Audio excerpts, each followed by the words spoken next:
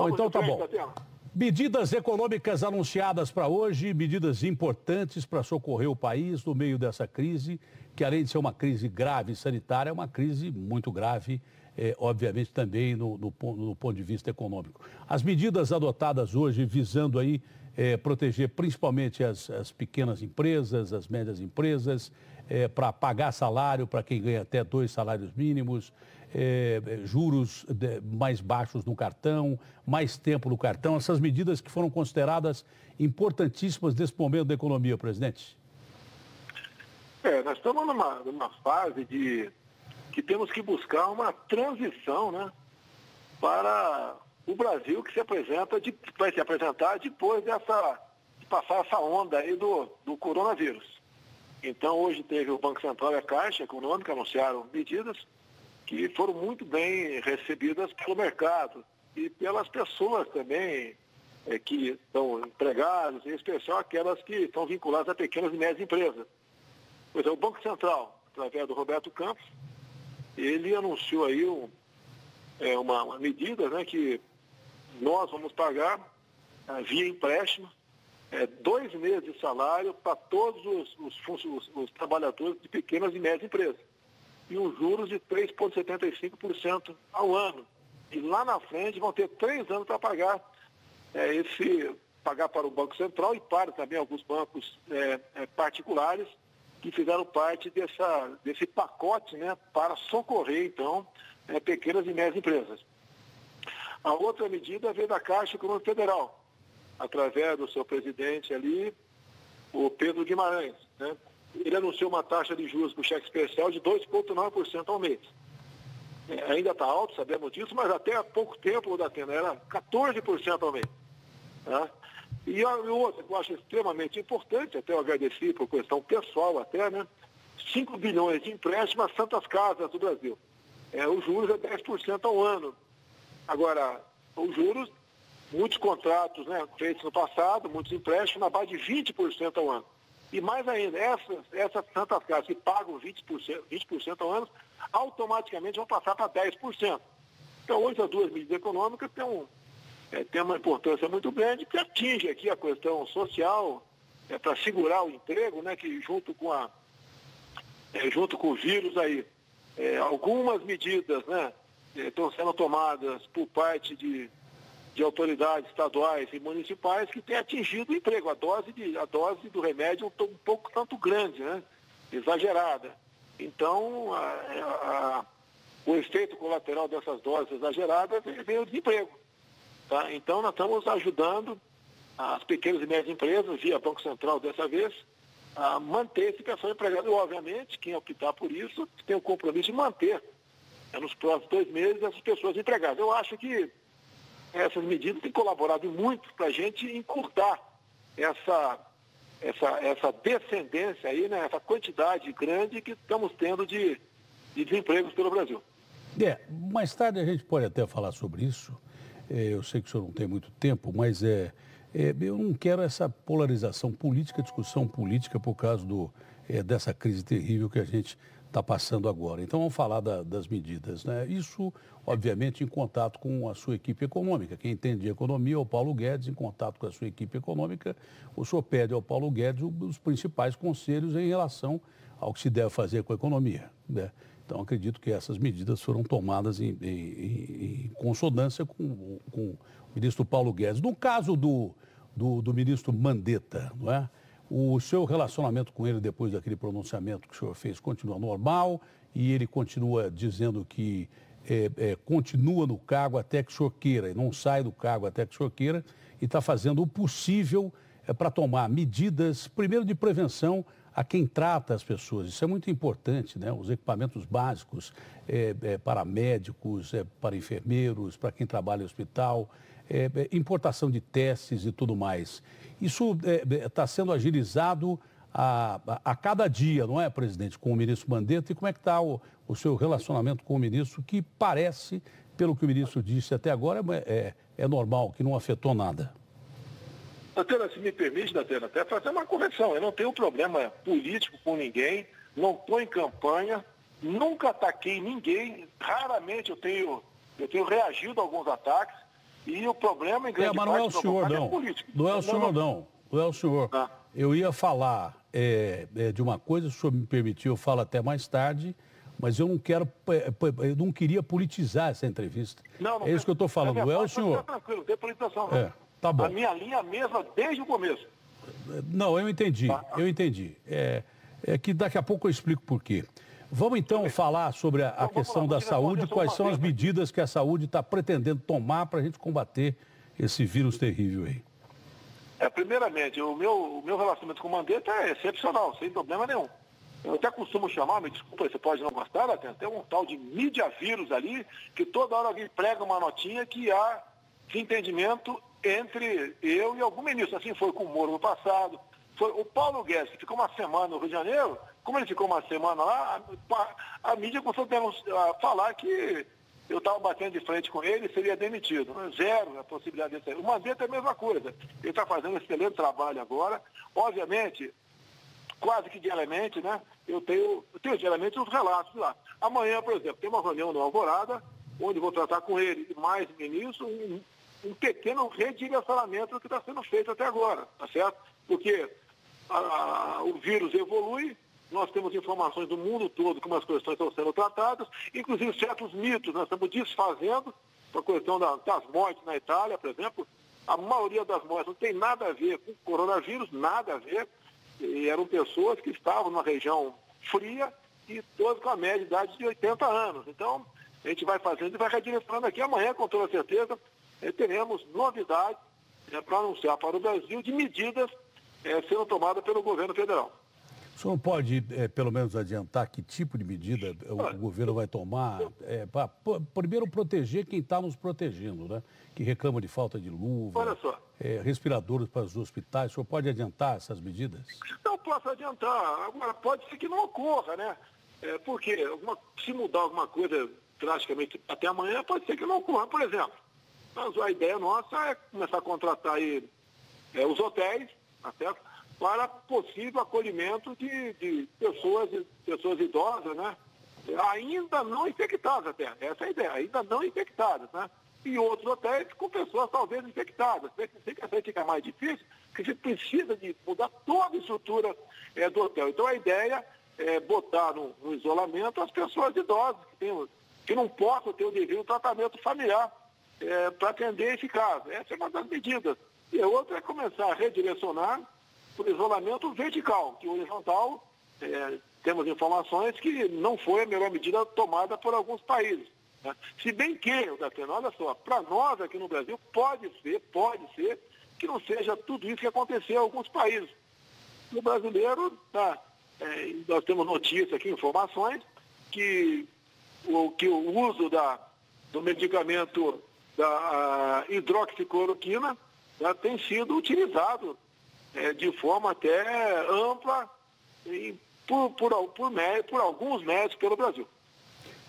Eu tenho uma entrevista grande com uma especialista de primeira qualidade, renomada, não só no Brasil, mas no mundo todo, que ela disse que já tem um estudo avançado, participa inclusive desse estudo do Hospital Albert Einstein, que o senhor já tinha autorizado, e ela disse que estão conseguindo já resultados muito positivos com a mistura da hidrocloroquina, né?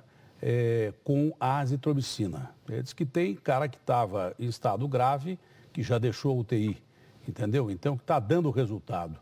Eu entrevistei um especialista hoje de manhã, o doutor Wong, que ele não é favorável ao confinamento, ele não é favorável à quarentena. Ele acha que tem que flexibilizar e que o problema não é o confinamento, o problema não é deixar o cara preso em casa. E essa senhora também, essa especialista, fala que você prender uma pessoa, por exemplo, numa comunidade, numa casa que tem um cômodo, você vai piorar a situação porque cria uma aglomeração ali dentro e fica difícil a situação da família. Há outras correntes que defendem definitivamente que deve-se manter a quarentena. Mas entre os governadores, eu falei hoje com o Zema, lá de Minas Gerais. E o Zema disse que a partir da semana que vem, ele vai adotar a flexibilização de boa parte do que está fechado, né, porque ele entende que a cadeia produtiva tem que continuar, mas ele vai observar, por exemplo, o distanciamento das pessoas se manterem em empresas a mais de 2 metros e tal. É o que defende um especialista de primeira qualidade, que é o Dr. Wong. Você não precisa fazer quarentena, mas pessoas idosas ou pessoas portadoras de doenças mais sérias, essas sim, essas têm que ser isoladas. Mas pessoas mais jovens podem trabalhar, só que desde que as empresas façam escalonamento por turnos e que se observe distanciamento entre as pessoas. É mais ou menos o que o Japão fez com essa epidemia. O senhor pensa assim, dessa forma também? E depois eu vou fazer uma outra pergunta ao senhor. Hoje eu conversei com o Zema, rapidamente, também sobre esse assunto. No meu entender, parabéns ao Zema, está no caminho certo. Agora tem informações também que vários governadores já anunciam a suspensão da quarentena, ou paulatinamente vem estimulando até que o comércio seja reativado. Porque o dia seguinte está se demonstrando bastante sombrio para a economia brasileira. Alguns falam, está preocupado com a economia não vida. Não é isso, tá? O Brasil com a economia quebrada, teremos perda de vidas gigantesca após esse problema. Porque se tiver uma quantidade enorme de desempregados no Brasil, como está aparecendo, várias empresas demitindo, mais ainda, né? Quem mais perdeu aqui foi aquele autônomo, tá? Aquele que vive ali do trabalho diário, que ele vende alguma coisa no sinal, que ele é feirante, ele é autônomo, tá certo? Que vivem trabalhadores informais, são quase 40 milhões no Brasil. Esses foram duramente atingidos. E essas pessoas não têm pouco, geralmente, como regra, não tem poupança, a geladeira em casa sempre está ali com máximo 20%, 30% da sua capacidade, e não tem mercado de trabalho, não tem, tá? Então, em alguns locais, a proibição de qualquer atividade se faz presente ainda. Esse que nós estamos batendo desde há muito tempo, que não podemos abandonar a questão do emprego, porque a segunda onda será enorme. O terrível para a economia do Brasil. E o Brasil sem economia, ele não anda. Poucos setores aqui estão funcionando no Brasil. Então isso começa agora uma conscientização por parte dos governadores, cada um tomou a decisão que achava que tinha que tomar no seu estado. Eu não vou criticar, eu apenas digo que a minha posição nunca foi essa. Foi o povo tem que trabalhar. O povo tem que trabalhar. E temos que falar o quê? Olha, quem é idoso, primeira coisa, quem toma conta do idoso é o filho e o neto. Você toma conta, deixa o vovô, a vovó em casa. E no mais, né, quem tá desempregado, por exemplo, né, e puder ficar em casa, fique em casa. Quem tem que trabalhar, vai trabalhar. Até que o número de óbitos por pessoas abaixo de 40 anos é insignificante, né? Se aproxima de zero. E quando falece, muitas vezes, tem uma relação com outra doença. Então, na verdade, o Datena foi muito criticado quando falei histeria lá atrás, e hoje em dia tem cada vez mais gente achando que foi uma histeria sim, né? Foi um clima de pavor, de pânico que levaram junto à população, anunciando morte na Itália, que agora temos estudos já dizendo que a grande maioria das mortes da Itália não tem nada a ver com o vírus. Foi numa região específica, mais fria, e a idade média dos mortos era de 80 anos, e pessoas com 2, 3 outras doenças. Tá?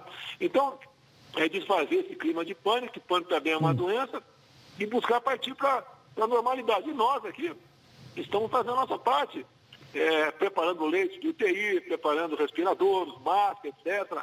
Um montão de coisa para que se vier um número de infectados razoável, né, você tem como atendê-los. Agora, o Brasil não pode parar também só pensar no coronavírus. Tem gente com câncer por aí, tem gente com cálculo renal, tem mulheres aí que vão dar luz, tá? Tem homem com cálculo renal, e as cirurgias eletivas foram postergadas, está se avolumando muita coisa lá na frente. E a saúde nossa, eu reconheço que não é uma saúde ainda com nota, né, acima de 7, né, tá? Uma nota um pouco abaixo disso, tá? Não pode viver esse represamento todo, porque depois tem uma corrida aos hospitais. E a situação complica. Uma coisa simples, né? Se demorar para você atender, lá na frente fica grave. Então tem que acabar com esse espírito de histeria, de pânico. Quem pode trabalhar tem que voltar a trabalhar. Não estou falando agora, estou falando desde o começo, estou falando isso. E vamos tocar o barco, o Brasil não vai parar. Agora, o que eu estou vendo também, em alguns estados do Brasil, se eu não estou politizando, se você for ver, ninguém mais quase ninguém, né, está morrendo de H1N1. Todo mundo é vírus, todo mundo é o Covid-19, quase todo mundo é isso. Parece que a intenção de potencializar isso para falar, tá vendo? O que eu fiz justificou, morreram tantas pessoas. Se eu tivesse feito, teriam morrido 5, 10 ou 20 vezes mais. Então o Brasil tem que voltar na normalidade imediatamente. Parabenizo alguns governadores que estão suspendendo a quarentena a partir de hoje, a partir da segunda-feira, tá? Mas que suspendam isso porque não deu certo, né? No primeiro momento houve aplauso. E no segundo momento agora, a situação complica. Começa a faltar mantimentos. Tá? Os caminhoneiros são as pessoas maravilhosas aí que fazem um trabalho pelo Brasil todo, transportando riqueza, transportando alimentos, bens, medicamentos. Estão com dificuldade de trânsito, porque ao longo das rodovias os restaurantes estão fechados, não pode almoçar, não pode tomar um banho. Tá? Então, restabeleceram tudo isso aí, o Brasil volta à normalidade. Alguns vão morrer. Lamento. Essa é a vida, essa é a realidade. Nós não podemos parar a farra de automóveis porque tem 60 mil mortes no trânsito por ano. Tá certo? É isso daí que acontece no Brasil. Então, o meu trabalho como chefe do Estado é primeiro falar a verdade pro povo. Quando eu falei em gripezinha, eu fui massacrado. Mas a realidade está aí. Para 90% da população, é uma gripezinha ou nada. Ou nada. Tá? 90% para 10% vai ter algo um pouco mais grave, uma cirurgia, né? E uma minoria. E naquele grupo de risco, o que é grupo de risco? Acima dos 60, somos nós dois, Latena, tá? E também as pessoas que têm algumas doenças, né? Bastante com a idade abaixo disso aí. Essa cientista que eu entrevistei hoje diz que essa doença mata de 3 a 10 vezes mais do que uma gripe. Então, não é uma gripezinha, na opinião de muitos cientistas. É um bicho mais bravo. Hoje morreu uma criança terça-feira morreu uma criança com 16 anos lá na França, que também parece que não tinha problemas. Não sei se esse vírus pode mudar e atacar crianças também. Na França, se fala em aumentar a quarentena. Nos Estados Unidos, onde Nova York sofre um problema terrível, lamentável, que é a cidade do Trump, e ele está levando pau pra caramba lá em Nova York, porque ele quer flexibilizar. Entidades de medicina lá nos Estados Unidos não querem que o presidente abra essa medida inicial de quarentena. Tem gente que quer até que ele anuncie uma quarentena geral. E outros estados que fecharam de uma vez estão pensando em abrir, apesar de ter acontecido a morte também de um rapaz em Los Angeles de 18 anos. A Califórnia está pensando em flexibilizar. É essa palavra também. Na Itália, de ontem para hoje, morreram acho que 1.000 pessoas. Ali, acho que não tem mais jeito, não sei o que pensar. O prefeito de Milão disse que se arrependeu dessa história de abrir, dizer que vamos trabalhar e de repente, lá ter o maior número de casos até agora de pessoas mortas. Mas me disse o ONG hoje de manhã que a região onde morreu mais gente na Itália é uma região mais fria, que talvez o vírus aqui se porte de uma maneira diferente. Isso tudo pode ser discutido, pode ser conversado.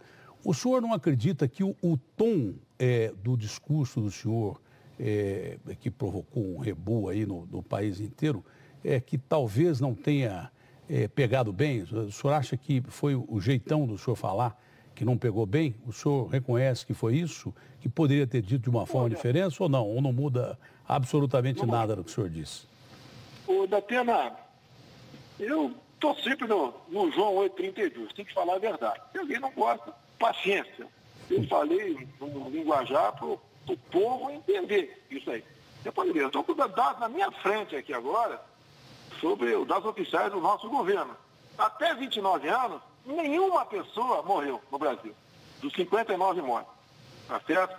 A grande maioria, quase a totalidade, né, acima de 70 anos, 70 a 79 anos foram 20 pessoas. De 80 a 89, 23. E acima de 90, 5. Então aqui nós temos 48 pessoas acima de 70 anos, no universo de 59. Esses dados aqui são de ontem, que eu tenho na minha frente. Então não é porque uma pessoa, um jovem morreu não sei onde, em qual país, tem 10 anos de idade, uma pessoa não pode entrar em estatística. Ela podia ter outros problemas, que é natural. Às vezes uma pessoa já nasce com problema, tá certo? Sério de saúde. Agora, a realidade é isso que eu estou mostrando aqui.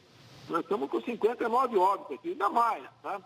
E tem, sem querer polemizar com ninguém, tem um estado aí que orientou via decreto que em última análise ali, se não tiver uma causa concreta do óbito, bota lá coronavírus para colar. A gente lamenta isso aí. É aqui em São Paulo. É aqui em São Paulo. Não vou falar que eu não quero polemizar com ninguém. Você mesmo sugeriu isso no começo aí. Não, eu sugeri. Não pode ser tratado dessa maneira. Vamos procurar saber, é difícil. Eu não quero aqui briga com números. Eu boto a pessoa para trabalhar porque interessa. Se eu posso botar alguém, procura saber por estado, quantos morreram de H1N1 até o momento. Okay? Não é que eu queira que tenha morrido. Ano passado foram 700 pessoas, mais ou menos. Vai ter que ter alguém que morreu. Nesse ano disso aí. Se tinha todo mundo com coronavírus, é sinal que aquele estado está fraudando. Está fraudando ali a causa-morte daquela pessoa. Querer fazer um uso político de números. É isso que a gente não pode admitir. Tá certo? É a pergunta que eu ia fazer, também sem querer polemizar, agora acho que cai por terra, porque, por exemplo, nós temos o epicentro da doença aqui em São Paulo, é onde mais morre gente com o coronavírus, e agora com essa medida tomada aí pela Secretaria de que todo mundo que morreu é suspeito de morrer de coronavírus, isso aí não serve de base para nada, eu também concordo. Quer dizer que todo mundo, se não testar e não tiver primeiro você tem que testar se a pessoa está com coronavírus. Depois, se morrer, tem que ter lá, no laudo, a causa-mortes que não seja insuficiência respiratória. Porque no meio de uma pandemia, você tem que falar, foi insuficiência respiratória, mas pelo coronavírus. Essa é a minha opinião, não é para concordar com o senhor, mas é a minha opinião.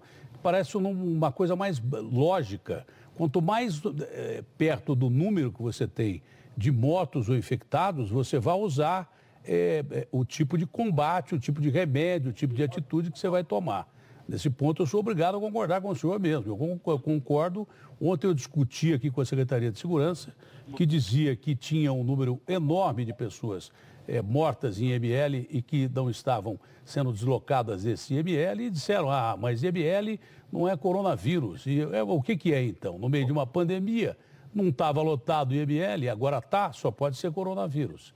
E hoje pela manhã a gente conseguiu, numa matéria feita na Rádio Bandeirantes, mostrar que a situação é essa mesma. As pessoas têm medo, inclusive no IML, de receber cadáveres ali que podem estar contaminados. E a Secretaria dizendo que a partir de agora todo mundo que morreu por coronavírus, ou porque não sabe se é coronavírus ou porque quer dizer que está morrendo mais gente aqui do que deveria morrer para manter as medidas do governador, que o presidente está dizendo. Aliás, sobre isso ele falou agora há pouco aqui, não sei nem se separaram aqui, se o senhor quer ouvir ou não. Mas a pergunta é essa, né? O senhor não acha que em centros mais atacados pela doença deveria haver métodos diferentes para cada lugar? Por exemplo, São Paulo está morrendo mais gente, aí o Dória quer que fique mais gente confinada. Rio de Janeiro, morrendo mais gente. Aí o Witzel quer que fique mais gente confinada. Aí que haja quarentena aqui em São Paulo e Rio de uma determinada maneira e nos outros estados onde morre menos gente as pessoas sejam liberadas para trabalhar. O senhor acha que isso não funciona? Não, é lógico que tem que trabalhar de acordo com o local que está acontecendo. São Paulo tem lugar aí que é frio, outro lugar que é quente. O Vado Ribeira, por exemplo, é úmido. Tá? Então, de acordo com a incidência, tem que ter um tratamento diferente. Olha só, no Rio de Janeiro, até a tarde de ontem, tem aqui, botar na minha frente aqui agora, 90 horas. São Paulo, 50.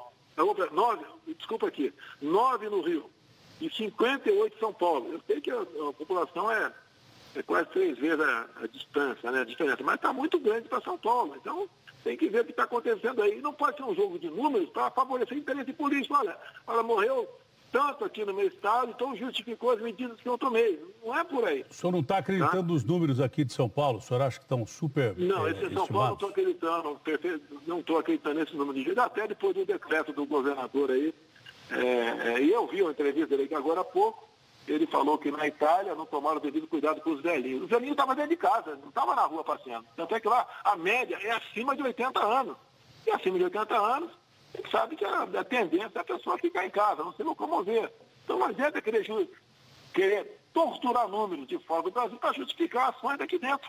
Tá certo? Nós queremos uma solução para o caso. Cada governador está tendo liberdade para fazer o que bem entender. Agora, o governador também, caso erre, caso tenha uma dose excessiva do remédio, que volte atrás. Da nossa parte, amanhã, com toda certeza, haverá um redirecionamento nas nossas decisões que, em parte, né, os estados acabam cumprindo. É o contato que o senhor tem tido com os governadores, que se reuniram, inclusive, aí, e a maioria tomou posição por manter as decisões, mas já começa a flexibilizar. Por exemplo, o Witzel disse, foi uma reunião muito boa que nós tivemos aqui, apesar daquela ríspida participação em relação ao senhor Dória. O Witzel já saiu com outro discurso, o Zema já está com outro discurso hoje. O Caiado, o que me consta, o Caiado é meu amigo, eu sou amigo do Caiado há muito tempo, mas o Caiado sempre foi aliado do senhor, né? Essa discussão com o Caiado mudou alguma coisa e a maioria dos governadores está aceitando a ideia de flexibilizar, abrir a economia para não quebrar? Olha, primeira coisa, eu não tenho nenhum problema com o Caiado. O Caiado decidiu, após o meu pronunciamento, né, resolveu falar que rompeu. É um direito dele. Da minha parte, eu não vou responder o Caiado. Espero que serene um pouco mais os ânimos e a gente volte a conversar da minha parte. Sem problema nenhum. Eu acho o Caiado uma baita pessoa. Tá certo? Agora, teve uma reação que viu o pronunciamento e reclamou. Assim como no dia que eu fiz, 70% pelo menos reclamaram. É gente aliada minha. Hoje já praticamente voltou aí a normalidade, esse relacionamento meu com essas pessoas. Da rede social? A aceitação está sendo excelente. Porque eu falei, o Brasil tem que trabalhar, porra. O maior remédio para qualquer doença é o trabalho. Temos que trabalhar. Quem tem condição pode ficar em casa, até curtindo férias, sem problema nenhum. Agora, a massa do povo não tem como se sustentar. Como eu disse para você agora há pouco, né, que nesse grupo de pessoas aí estão os informais, que são quase 40 milhões de pessoas no Brasil. Esse pessoal, ele levou o primeiro tiro para eles. Tá certo? Agora, eles querem trabalhar, são os mais pobres que querem trabalhar. A diarista quer voltar a trabalhar, o caminhoneiro quer ficar conduzir o caminhão e transportar aí o que tem que levar o Brasil afora, o mecânico. A classe que foi menos atingida foi o produtor rural, que está produzindo alimentação para nós. Se esse pessoal parar e receber aí, acatar a orientação de alguns governadores, não adianta nem ter caminhoneira funcionando, não vai ter comida para transportar. Então o homem do campo está sendo um herói nesse momento anônimo. É uma pessoa que continua trabalhando, plantando teu feijão, teu arroz, tua soja para exportar. Agora estão com dificuldade, muitas vezes, para transportar seu material, que tem algumas decisões governamentais que complicam. Por nosso lado aqui, nós aqui estamos fazendo o possível. O Tarcísio tem se reunido com os secretários de transporte, né, de vários estados do Brasil para acertar essa questão. Acertou, não vai pesar mais caminhões nos próximos dias, vão facilitar o transporte dessas pessoas, tá certo? Tem tomado medidas maravilhosas. Então, estamos fazendo a nossa parte. Agora, nós aqui, eu particularmente, busco, tá? Não consigo fazer tudo o que eu quero, porque eu tenho que ouvir também outros ministros, isso é natural, eu não posso fazer tudo bem na minha cabeça, tá? Mas tenho conseguido cada vez mais convencer os nossos ministros, estamos tomando providência para que quem tem emprego vá trabalhar. Porque depois que perder, vai levar anos para conseguir novamente de volta. E as consequências são enormes. O elemento está em casa desesperado, né?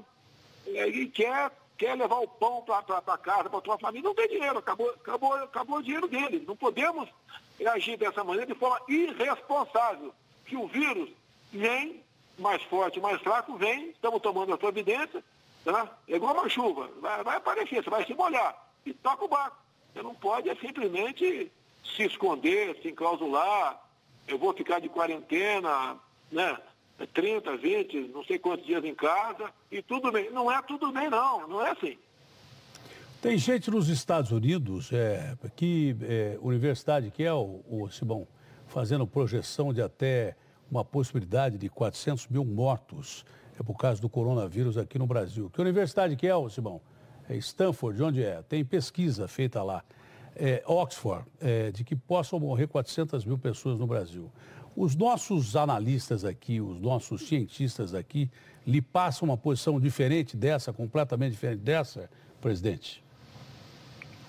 Olha só, no mundo todo, eu acho que não tem uns 20 e poucas mil pessoas, no mundo todo, no mundo todo. Então, por que 400 mil no Brasil? O que esses caras querem? Lá na frente, né? Se o vírus... Não, você não me entender, é chute, deve ter algum interesse econômico, alguma coisa colocada em jogo aí, para desestimular qualquer pessoa de investir no Brasil, tentar quebrar o nosso negócio que nós temos em alguns países, que aqui vai entrar em bancarrota. Eu só posso entender dessa maneira. É o alarmismo, é uma verdadeira heresia, né? Isso aí é uma coisa que não passa pela cabeça da gente, essa questão aí. A conversa com os governadores... Você tem que começar a botar num grupo de risco, né? Sair fora do grupo de risco e acima dos 60 anos de idade. A gente abaixo disso aí. E até o momento, no Brasil, como te disse, abaixo de 30 anos, zero. Né? Entre 30 e 40 anos, 3 pessoas. Tá? Entre 40 e 50, 2. Tá certo? E mesmo assim, essas pessoas têm doenças pré-existentes, têm problemas. A outra gripe qualquer, se o H1N1 cometer essa pessoa, ela ia morrer também. Agora, o que está acontecendo em alguns locais, né, pelo que parece para a gente aqui, é que o cara morreu, uma gripe qualquer, o cara bota lá que é do coronavírus, para inflar os seus números. Agora, a conta para pagar depois disso, esse exagero por parte de alguns chefes de executivo, vai ser muito alta. E o Estado não tem como socorrer essa gente toda. Nós temos uma dívida de 4 trilhões de reais, a conta nossa vai ficar acima de 200 bilhões no momento, essa conta vai ter que ser paga um dia. Agora chega um ponto que a gente pode não ter como pagar essa conta também. O que vai acontecer com o Brasil? Vão quebrar o Brasil por causa do vírus? E outra coisa, o desemprego da Atena tem uma relação direta com violência. Você pegar o período da história do Brasil aqui, dos anos 60 para cá, quando você vê quando há o pleno emprego, o número de mortes, a violência vai lá para baixo. E a tendência agora, já está aumentando, e muito, o número de empregados. A tendência é aumentar a violência. O presidente Damares passou uma informação para mim esses dias, que aumentou em alguns estados, a violência contra a mulher aumentou em 50%, contra a esposa dentro de casa, aumentou 50%. Contra a criança. Contra a criança, a gente lamenta, né? O cara dá porrada no filho, dá porrada na esposa, ou até de vez em quando acontece o contrário também. E lamenta essa questão de briga. Agora, é aquela velha máxima, né? Em casa que falta pão, todos brigam e ninguém tem razão. E está faltando pão na mesa do trabalhador brasileiro. Tá? Está faltando pão naquele que trabalhava na informalidade, porque ele não pode ir na rua mais. Tá? Isso tem que acabar. Esse clima de histeria, de pavor, de pânico, onde houve uma verdadeira concorrência entre algumas autoridades, quem proibia mais no seu estado, aconteceu. Teve gente que proibiu tudo. Só faltou fechar o hospital. Quer dizer, ele fechou indiretamente, que a partir do momento que era proibido, para o Rio de Janeiro, por exemplo, se proibiu o tráfego de ônibus intermunicipal, você pega a Baixada Fluminense, pega lá a região de Niterói e São Gonçalo, 40% da mão de obra de hospitais vem desse município. Faltou médico no hospital, faltou enfermeiro, faltou outros profissionais dos hospitais, praticamente fecharam os hospitais também. É um absurdo que foi feito. Vai dizer que estava fazendo alguma coisa. E lógico, no primeiro momento, aplauso. Todo mundo achava bacana. Tá certo? É igual o caminhoneiro. O caminhoneiro, nosso irmão, estão dando um apoio incondicional, estão se comportando como verdadeiros patriotas nas rodovias do Brasil. Mas lá atrás, como lá há 2 anos, quando tivemos a guerra dos caminhoneiros, no momento todo mundo aplaudiu. Alguns dias depois, começou a faltar arroz, faltar cerveja, faltar medicamento. O pessoal viu, olha, apoiamos, mas a situação de vocês, mas o outro lado aqui vai quebrar o Brasil. Foi o que aconteceu, quase aconteceu. Tivemos reflexo econômico em cima daquilo. Isso que está fazendo no momento, se perdurar essa quarentena, no meu entender, abusiva, tá? Além do natural, o efeito para a economia do Brasil vai ser muito pior do que aquela parada de alguns dias dos caminhoneiros lá atrás. O contato com alguns governadores dá ao senhor a entender que esses governadores vão flexibilizar e abrir os seus estados? Como eu já disse do Zema hoje, não sei se o Ibanez vai fazer a mesma coisa. o prefeito Crivella disse que vai fazer alguma coisa parecida lá no Rio de Janeiro. O senhor sente qual é a tendência da maioria dos estados da federação? Olha, a maioria é abrir, é flexibilizar, porque eles sabem, por exemplo, que o caixa dos governadores, em parte considerável, vem do ICMS. Tá certo? Quando os carros não circulam, quando o cara não bota combustível no tanque do carro, em média 30% do ICMS da gasolina não entra dinheiro no caixa. Tá? Então, o que acontece? Está parando a economia no Brasil todo. Tá? Eles já tinham problemas, raro o governo do Estado que estava conseguindo se manter vivo, no verde, né? Vai entrar todo mundo vai para o vermelho. Não adianta querer socorrer do governo federal, que tem estado também com problema também. Não é que a gente não quer dar dinheiro para os caras, é que não tem também. Temos uma dívida enorme, conseguimos agora arranjar esses bilhões para ajudar na questão do combate a possíveis consequências do vírus, porque nós conseguimos o Congresso que foi decretado estado de calamidade. Então, o teto para nós deixou de existir. O céu é o limite, mas a conta vem lá na frente vai pagar. Tá? E que a gente apela, vou apelar para o governador. O governador sabe o que tem que fazer. Quando a gente erra, eu erro e recuo. Quando algum governador achar que exagerou na dose, volta, dá um passo atrás. Isso não é vergonha, não. Isso é, no meu entender, é virtude. Reconhecer que errou. O senhor voltou atrás numa medida que tomou aí há pouco tempo atrás. O senhor tomou uma medida de manhã e à tarde mudou. Voltando atrás, achou que não era uma medida correta. Isso aconteceu. Tem um médico amigo meu que está dizendo o seguinte: se matar 7%, o total de infectados for alto, 50 mil pessoas ou mais, o número de mortes absoluto será muito alto também. Não é possível algum tipo de restrição, do seu ponto de vista, aí no meio do caminho, que fique aí no meio do caminho? Datena, não sei se entendi direito a tua pergunta. Da minha parte aqui, a decisão é em conjunto, tá certo? A gente toma medidas, né? Mas no momento nós achamos que o confinamento, a quarentena, foi exagerada. Começou lá atrás. Tinha município que teve quarentena com nenhuma suspeita, não tinha nenhum caso suspeito no município. Está tendo um município do Rio de Janeiro, não vou falar qual é para evitar problema, né? Que evitou-se placa de carro de outros municípios de entrar naquele município. Isso é um absurdo. Não dá para entender isso. Né? Tinha governador há pouco tempo que ele queria fechar aeroporto, fechar rodovias federais. Pô, como é que o cara vai comer nos grandes centros? Como vai se alimentar? Tem muita coisa que diariamente entra no CEAGESP aí no Rio, entra no CEASA lá, no CEAGESP São Paulo, no CEASA no Rio de Janeiro, e tem que entrar. Como é que não vai circular mercadoria dentro desses estados ou entre os estados? Aqui, por exemplo, no Centro-Oeste, é um governador que, ao fechar uma rodovia, simplesmente não podíamos transportar mais o oxigênio para os estados vizinhos. Ia faltar oxigênio nos hospitais. Foi no Rio. A diferença do ministro ligou para o governador: olha, dá licença, mas não dá. E se fechar, vai morrer por falta de oxigênio nos hospitais. Isso é uma histeria. Isso é uma histeria. Agora, o pessoal tem que entender que grande parte, uma parte considerável da população que vive da informalidade, já acabou o dinheiro dele, a geladeira está vazia, ele está filando boia do amigo vizinho, que vai acabar, amanhã acaba a comida também. Eles vão fazer o que da vida? Vão ter que enfrentar o sábado e domingo pela frente, onde você não tem mais aquele cara que vendia, que levava ali o seu isopor para vender chamate no estádio, no futebol, também perdeu seu emprego.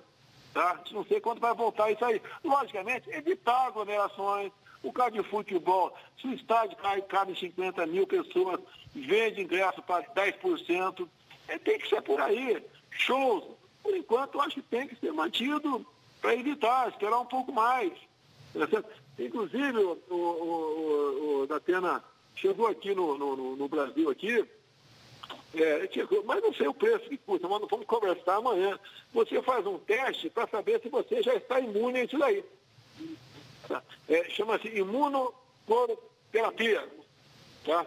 Imunocloroterapia. A pena vai lá e faz um teste. Você já talvez tenha sido acometido aí do vírus algumas semanas atrás, nem ficou sabendo e está curado. E você está imune. Então você é um cara que vai ter um cartão verde para ir para onde você quiser. Mas por que você me usou como exemplo para isso? Além de você não pegar, né? você vai ser um escudo para quem está do teu lado. Sei, mas por que você me usou como exemplo para isso aí? Justamente eu, pô. Aliás, falando nisso... Nós dois, Datena. Pô, logo a mim você vai usar como exemplo? Você é um cabra forte aí, cara. Falando nisso... Se eu estivesse junto contigo aí, nós iríamos pagar 10 flexões agora. Falando nisso, os caras começam a... Os caras têm... O presidente é um cara enérgico e é presidente da República. Primeiro que você tem que ter o devido respeito pelo cargo e sabe que o presidente pode lhe dar uma cacetada a qualquer momento na resposta, isso é claro. Então as pessoas têm medo de perguntar algumas coisas. Por exemplo, o ministro inglês, o Boris, anunciou hoje que está com o coronavírus. E ele segue tocando a vida dele. E as pessoas continuam perguntando por que se não apresenta o resultado do terceiro exame. Já que você falou de mim, que eu posso me ferrar, eu não fiz nenhum até agora. Por que você não apresenta o resultado desse terceiro exame? Não está pronto o terceiro exame? Tá, vamos lá, Datena. Há alguns anos, de vez em quando, eu uso um medicamento que é feito em farmácia de manipulação. O que eu falo para o médico? Bota o nome de fantasia. Porque pode, lá na ponta da linha, meia dúzia de pessoas vão manipular algo que eu vou ingerir e algo, né, eu confio no pessoal, tá certo? Né, sem problema nenhum, mas pode ter alguém que bote uma dose um pouco a mais naquele medicamento que eu vou tomar. Aqui é a mesma coisa, os testes que eu faço, tá, são com códigos. Ao você mostrar o código, o pessoal vai falar que é mentira. Tá, é isso que vai acontecer. Da minha parte não tem problema. Agora, tem uma lei que diz, Datena, que você, eu, qualquer cidadão, que fizer um exame para... Temos direito à privacidade. Qualquer, né? O HIV, seja o que for, isso faz parte da sua intimidade. Você não tem obrigação de mostrar isso para ninguém.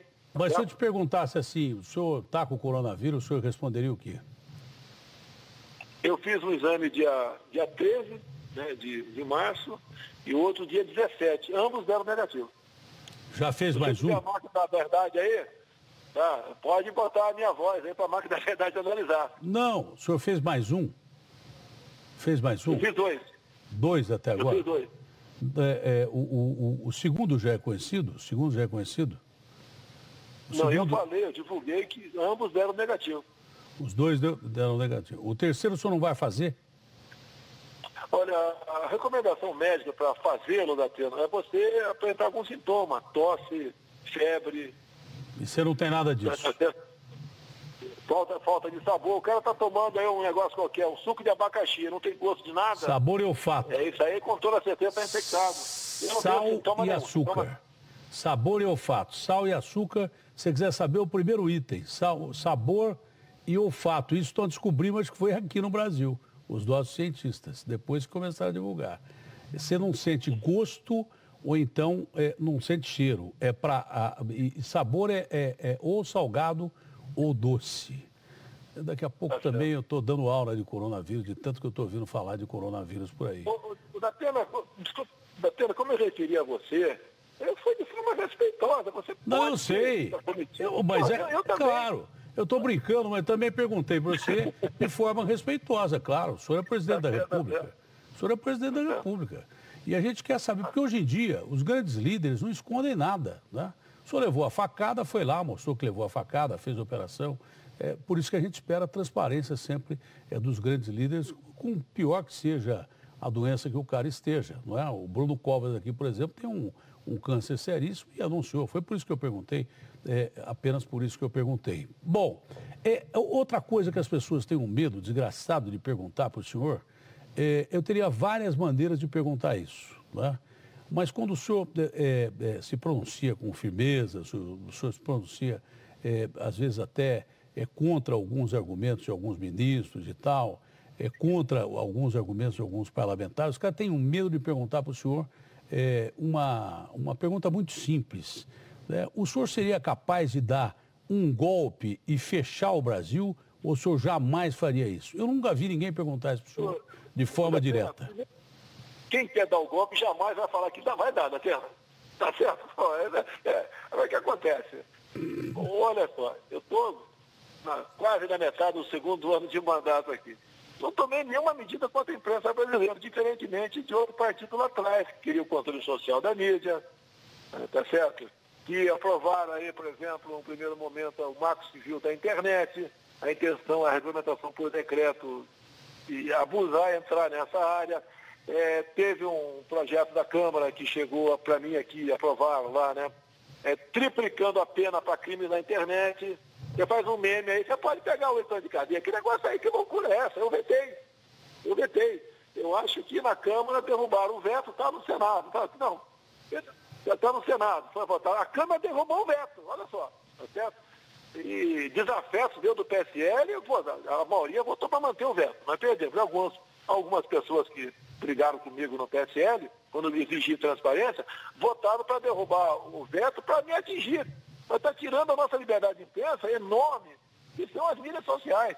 Pode ter certeza, até ninguém mais do que eu leva pancada na internet. Mexe com a minha vida, sacaneia, faz meme, figurinhas, o tempo todo. Eu não reclamo, pô, engulo ali, mato no peito e vamos embora. Eu não quero controlar nada. Eu não sei se você leva mais pau do que eu, não, porque eu estou ali também, porque o que me dão de cacetada na rede social não está no gibi. Nós estamos ali. Vão bater em vocês, não em mim. Nós estamos ali, nós estamos ali. Só de te entrevistar, porque o Brasil está polarizado, os caras já começam a meter o pau do outro lado. Ah lá, está entrevistando o Bolsonaro. Aí você vai entrevistar o outro, o cara fala, ah lá, é comunista. É isso que está acontecendo no Brasil, né?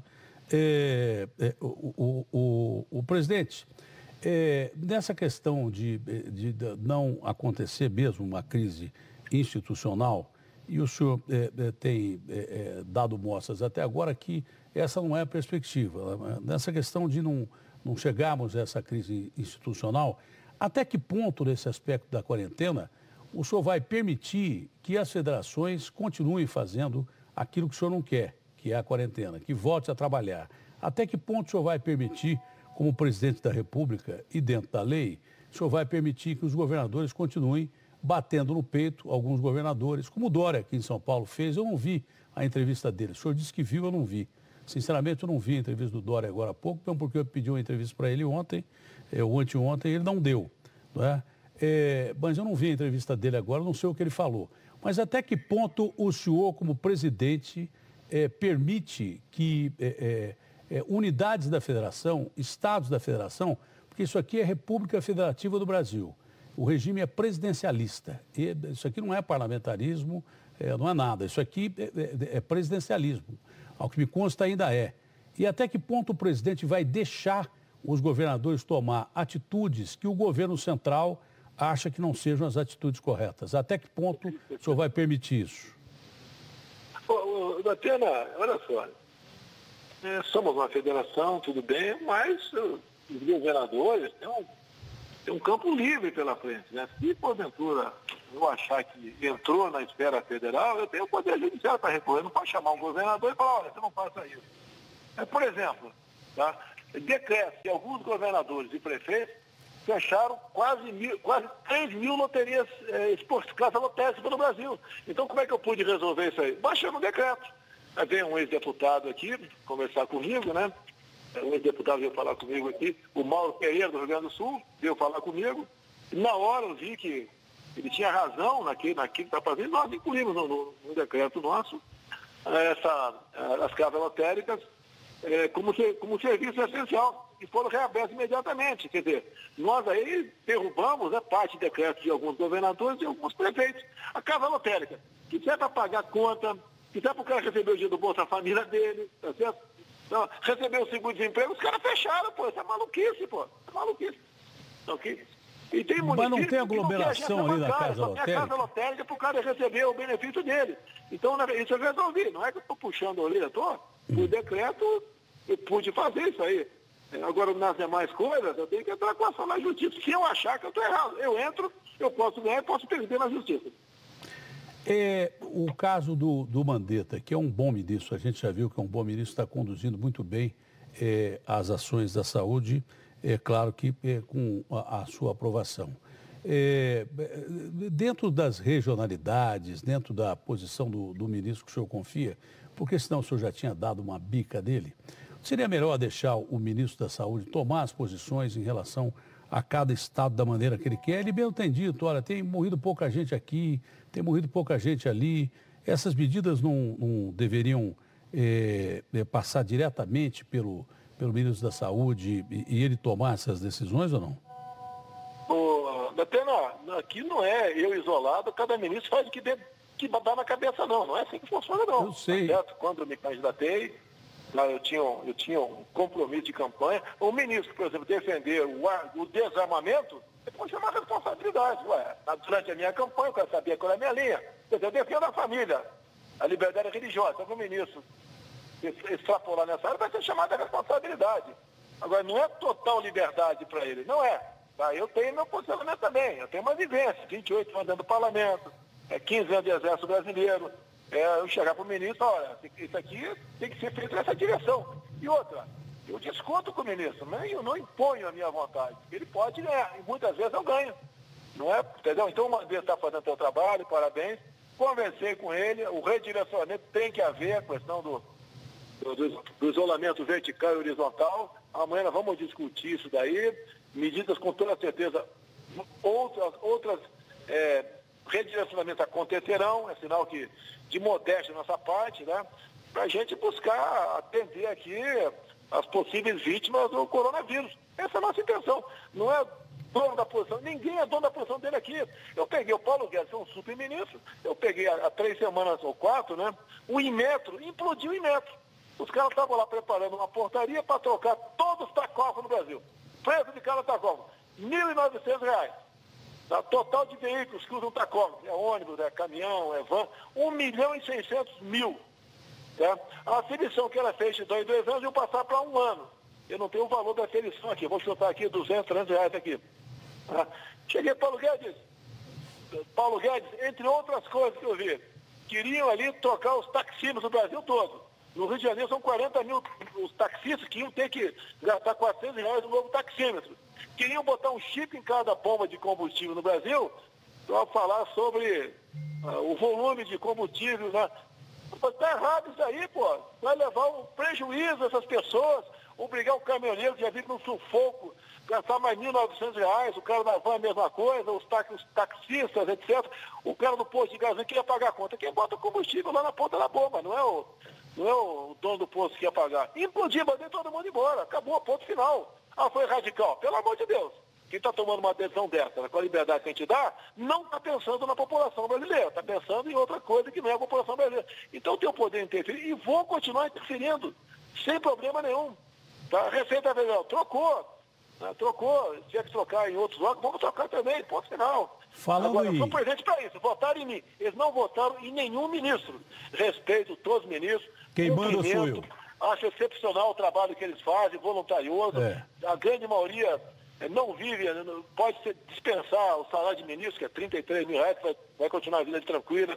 Tá? Mas também aqui tem um comandante no navio. Não é cada um remando para um lado, não de acordo com o seu interesse. Quem manda sou eu.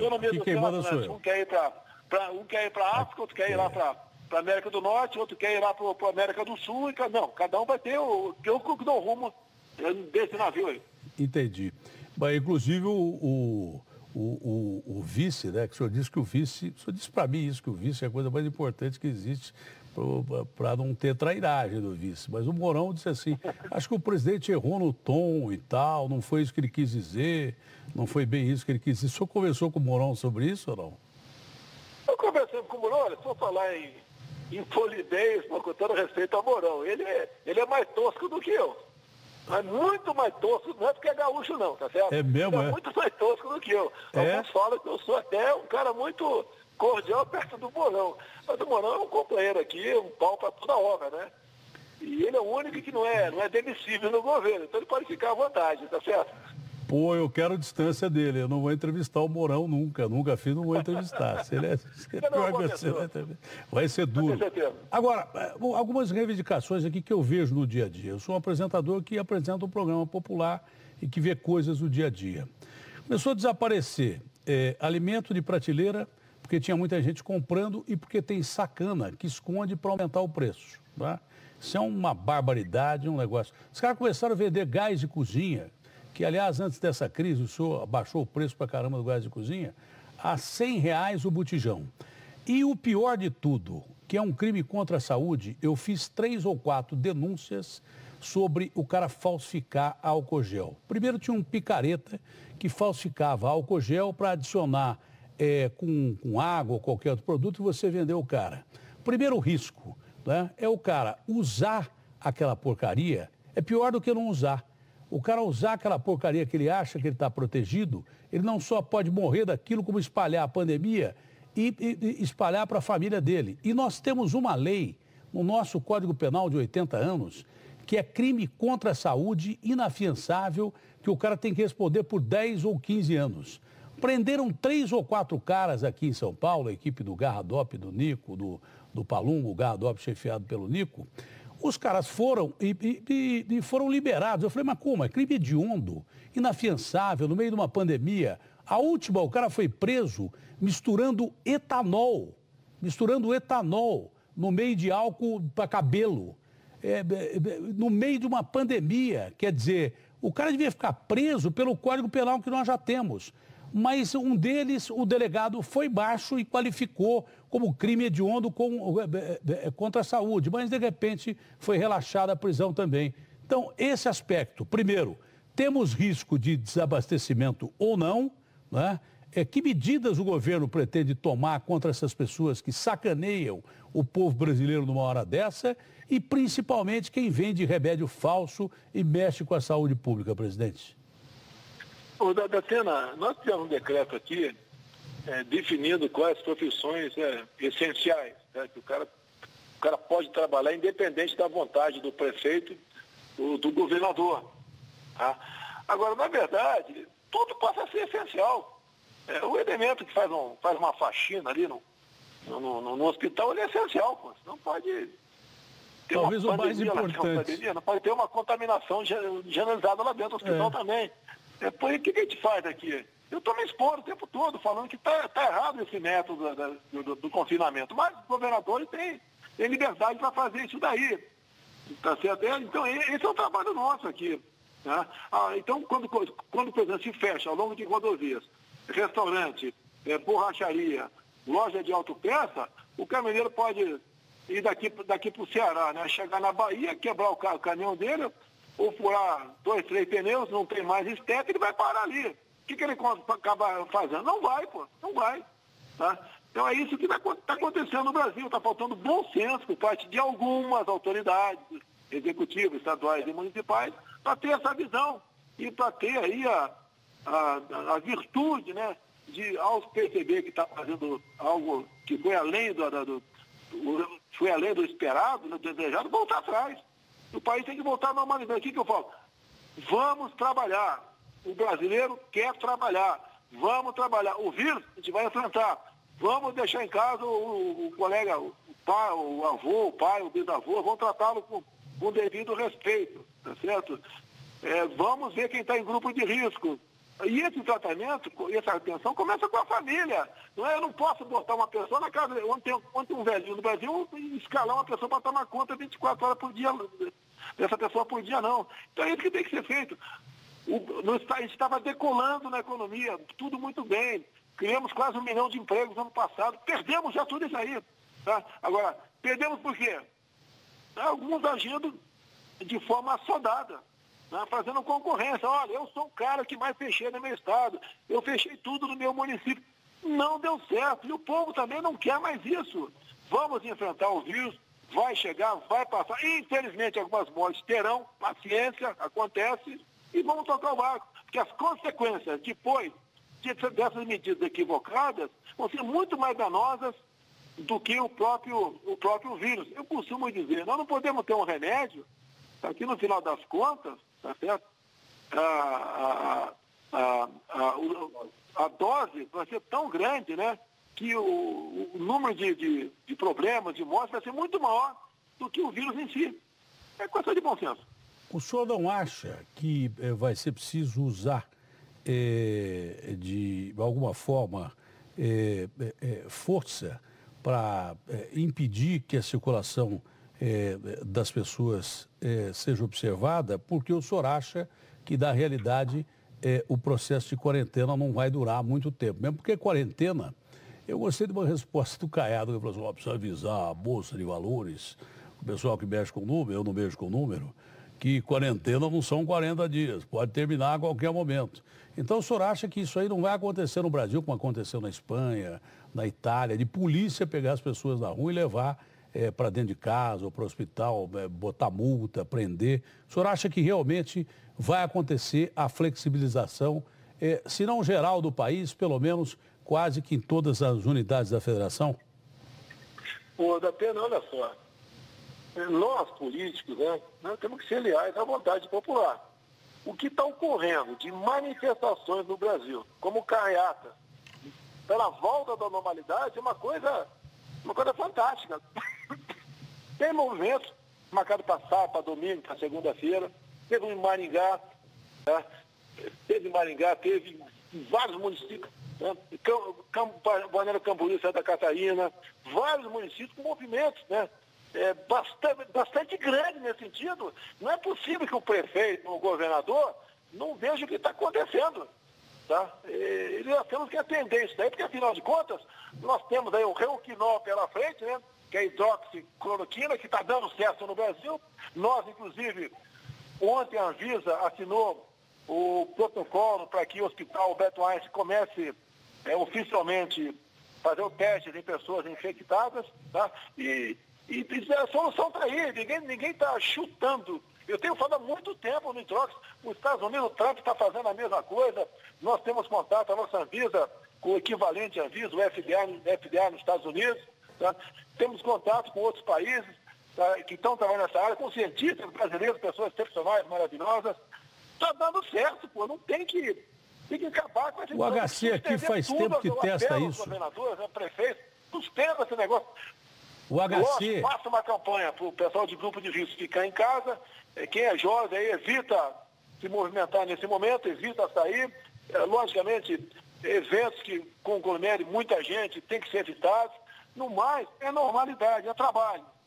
Porque o vírus mata, mas a fome vai matar dezenas de vezes mais pessoas. O HC aqui em São Paulo já vem desenvolvendo esse trabalho já há algum tempo. E um paciente da Beneficência Portuguesa, que estava em estado gravíssimo, primeiro teve um médico, acho que deu até no UOL, um médico que estava mal e ele pediu para receber a hidroxicloroquina mais o antibiótico azitromicina. E ele saiu da UTI e me informou essa especialista em medicina, porque esse cara que começou a usar azitromicina com a cloroquina, esse médico lá, o Didier Arthur, que parece até Jesus Cristo, uma figura estranha. Aliás, é gozado isso, falando com o doutor Wong, ele falou assim, Datena, ele é louco que nem você e eu. Eu falei, pô, mas eu sou louco também? Ele falou, não, você é mais do que eu. Esse médico tem um prestígio impressionante, porque ele botou o ovo em pé. Ele viu que os chineses estavam usando a cloroquina e estava dando um resultado. Aí ele pegou e botou o quê? Ele botou um antibiótico para completar o que vem depois do vírus, que normalmente a morte por pneumonia. E deu o resultado. E esse cara, que é uma figura excêntrica, ele passou a receber ligação do Trump, do ministro da Inglaterra, passou a receber ligações dos maiores virologistas do mundo. E esse cara é um cara, apesar de uma figura estranha, respeitado pra caramba, porque há séculos esse cara vem fazendo pesquisas com vírus, foi o primeiro a testar vírus chamados vírus gigantes, e ele não trabalha numa garagem, no escritório de fundo de quintal. Tanto que os franceses que começaram a meter o pau no começo, estão dizendo que, de repente, ou ele vai se tornar um cientista maluco, ou ele vai ganhar o prêmio Nobel da medicina. Ele trabalha com 800 especialistas. Então, alguma coisa positiva tem que ter com esse remédio, mesmo porque ele é aplicado, apesar de um grupo de controle não muito grande, vem sendo aplicado e tem dado resultado positivo. Para encerrar essa entrevista, que eu sei que o senhor tem agenda, a não ser que o senhor queira dar uma boa notícia, eu gostaria que o senhor encerrasse com uma boa notícia. Né? Mas, para encerrar, o senhor disse que ouviu aí a entrevista do governador João Dória. O senhor não quer polemizar, não quer falar sobre o que o João Dória falou, quer deixar do jeito que está? Eu ouvi poucos segundos, até para eu ter o que fazer, né? Não vou ficar ouvindo esse cidadão aí dando entrevista. Ele virou aí papagaio de auditório, está o tempo todo dando entrevista. Então não me interessa pegar a opinião dele, né? Não interessa, não quero polemizar com ele. No meu entender, São Paulo não está no caminho certo. A população já entendeu, pelo que sabe aqui, que acompanha nas redes sociais, entendeu que ele exagerou na dose. Eu espero que dê para ele um comprimido de humildade, para ele poder aí conduzir esse estado maravilhoso, né? Que é o meu estado, é o nosso estado de São Paulo. O que eu posso falar para a população é que eu venho falando há muito tempo, né? Sem pânico, sem histeria, calma, paciência. Deus é brasileiro. Eu acredito em Deus, em primeiro lugar. Acredito nas pessoas maravilhosas que nos atendem nos hospitais, os pesquisadores, os cientistas. Está aí a cura, está aí. Eu sei que eu não sou autoridade para anunciar a cura de alguma coisa. Teria que ser, logicamente, quem está pesquisando ali, uma junta, um grupo de médicos que... Né? Não eu, mas você falou de um grande pesquisador, e eu tenho de médicos humildes, né? Pessoas humildes que trabalham pelo Brasil todo, mais de uma dezena, que entrou em contato comigo, que eu ligo para ele também, e tem falado, olha, o pessoal chegou aqui, mesmo com o vírus em situação, os sintomas não muito graves, né? A gente dá a hidroxicloroquina para eles, né? Se está um pouco mais grave, vai para a azitromicina, e mais zinco. Pronto, e a resposta, porque o especialista em 100% falou aqui. dos casos até agora, a resposta foi positiva. Então, a esperança, o povo quer trabalhar, esse povo alegre, brasileiro, que gostaram do meu pronunciamento que eu fiz aí em rede nacional. Talvez façam um outro amanhã, talvez façam outro amanhã, o domingo. Vai calmo. Nós mostrando mais coisas. Okay? O outro pronunciamento de amanhã vai ser mais calmo. Eu estou vendo aqui na sua televisão, aqui, o Datena.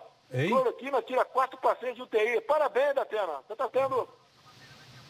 Parabéns, Datena, pela informação que você está dando. Isso leva calma, paz, tranquilidade para o nosso povo poder trabalhar. Não, mas é com uma especialista...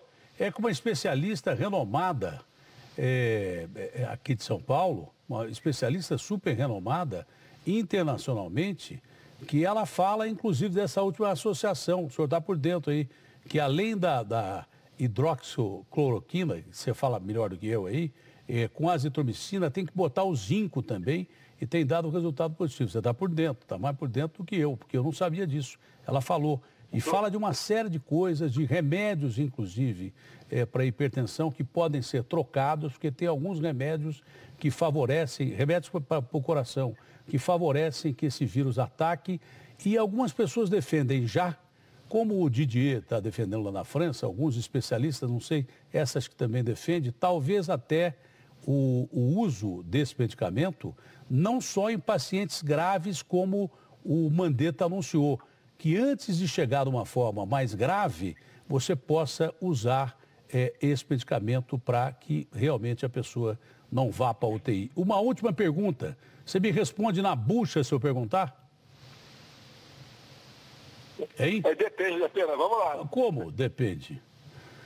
Porque um dos pontos principais desse negócio aí é a tosse. Você deu uma tossidinha aqui, me ligou um monte de gente. Ele está tossindo, ele está tossindo.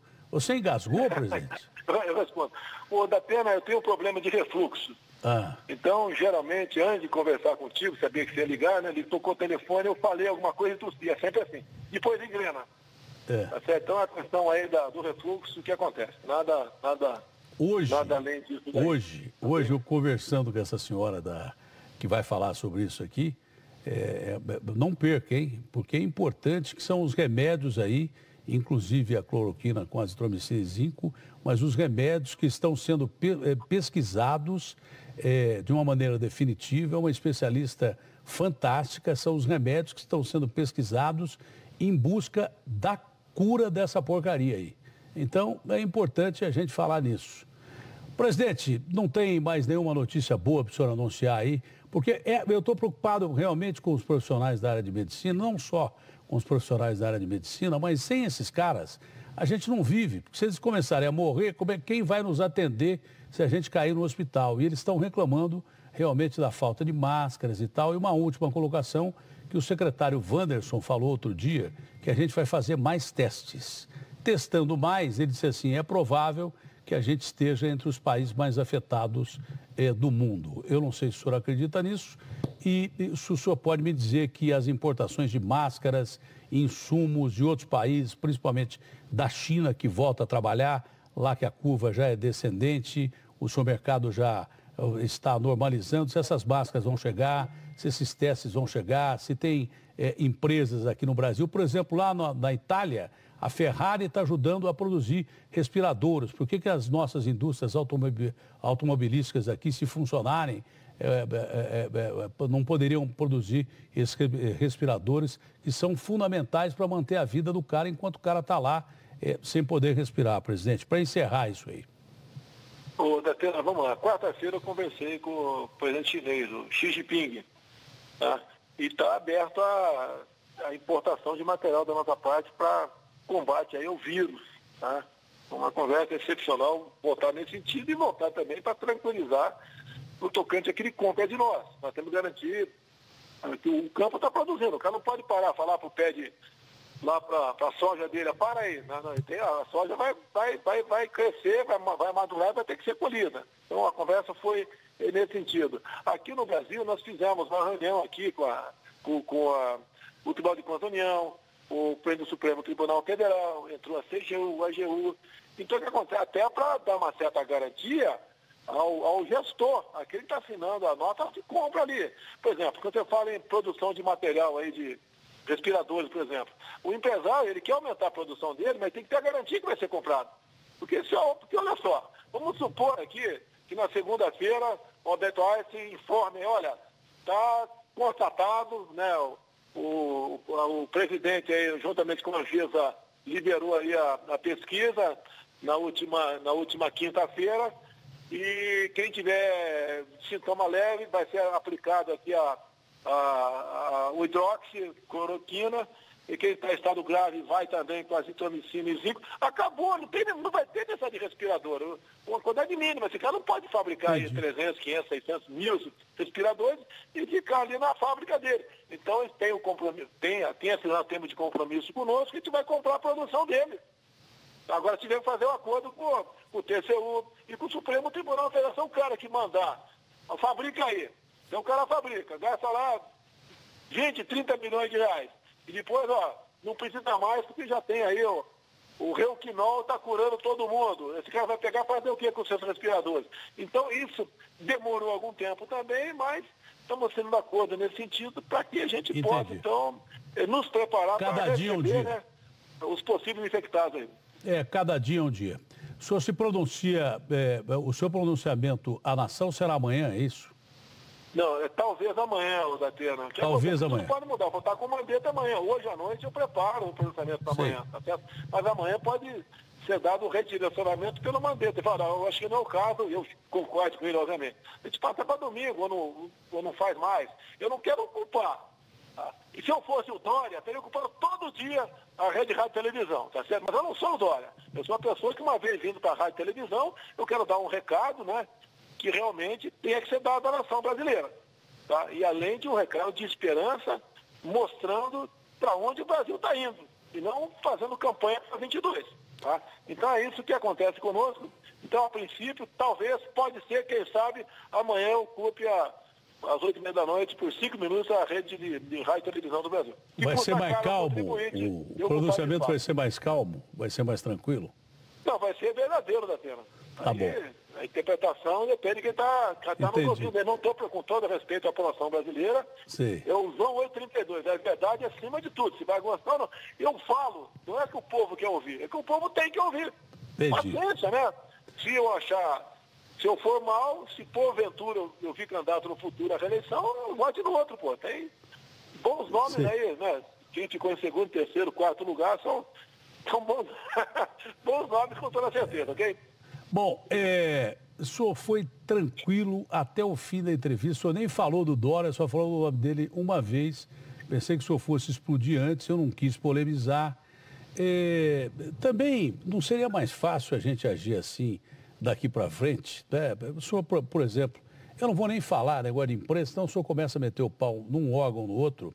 Mas será que a gente não podia conviver durante esse tempo com mais tranquilidade com o senhor, o pessoal da imprensa, eu que pertenço à imprensa e os meus colegas de imprensa, convivemos com mais tranquilidade e lutarmos contra esse inimigo comum que é esse coronavírus e a gente ficar um pouco mais tranquilo e pensar mais no coronavírus? Você vê, foi uma entrevista tranquila essa. Foi boa, só não meteu o pau em ninguém, ficou na boa. Ô, Datena, eu geralmente sou assim. É que você é um bom repórter, é só isso, mais nada. Agora os outros vêm com perguntas que não tem nada a ver, querem polemizar, querem bater em cima de uma tecla que não vai levar a lugar nenhum. Daí eu dou um coice no cara logo. Vai catar coquinho, pô. Né? Como Deus, eu não faço na frente do Alvorada. Eu trato bem o pessoal. Quando começa a vir pra perguntar o que não interessa, pô, eu estou dando uma colher de chá pro cara. Eu sou o presidente da República, Datena, que no primeiro ano de mandato falou mais que com a imprensa, Lula, Dilma e Temer juntos. Vocês não podem reclamar de mim. Falei com todos, mais vezes, café aqui de 15 dias aqui na presidência, quase todo dia eram 2 quebra-queixo lá no Alvorada, e quando começou a deturpar e extrapolar, e entrou a política no meio, né, defendendo interesses de governador que dava dinheiro para a imprensa, eu parei de falar com esses caras. É igual outro dia, eu estava lá, eu escolhi você, não vou dar entrevista para você, sai fora, vou dar entrevista para outro cara. Que não vai deturpar, não vai distorcer.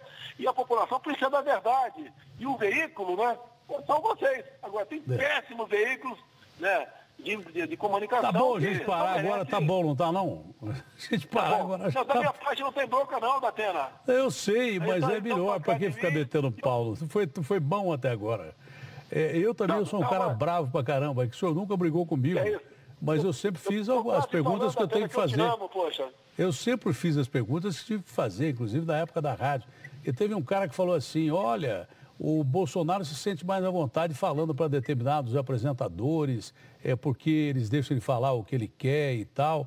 Não, eu faço todas as perguntas que eu tenho que fazer ao senhor, inclusive perguntas mais severas, que muita gente não tem coragem de fazer. Não concordo com tudo, com aquilo que o senhor diz, como o senhor não concorda comigo. Eu não sou inimigo da maioria dos seus inimigos, nem sou amigo da maioria dos seus amigos. O senhor nunca me tratou mal numa entrevista. Se tratasse mal, eu talvez sou meio... Eu não sou que nem um Mourão, mas eu também talvez respondesse de uma forma... O senhor, acho que não, porque respeitaria o cargo de presidente da República e o senhor sempre me tratou bem. Em época de entrevista, que o senhor aparecia com 0,5% nas pesquisas. E depois chegou à presidência da República, lá na época da Rádio Bandeirantes, quando eu entrevistava o senhor. Foi um prazer falar com o senhor, governador, e gostei da serenidade dessa entrevista. Foi boa. Ô, Datena, você me chama de governador, Datena? Porque eu estou querendo pegar um cargo que eu estou querendo pegar um cargo de presidente. Foi ato falho. Eu falei tanto do Dória aqui que acho que eu estou querendo pegar o cargo de presidente. Foi ato falho, presidente. O senhor me desculpe rebaixá-lo de cargo. Foi tão difícil chegar a ser presidente da República e no final eu rebaixei o senhor ao cargo de governador. E cá, entre nós, é um cargo importantíssimo pra caramba. Tanto que o senhor está respeitando os governadores todos aí, inclusive o Dória, não? Um abraço, Datena. Muito obrigado. Presidente, foi um prazer falar com o senhor, presidente. Valeu, Datena. Até mais.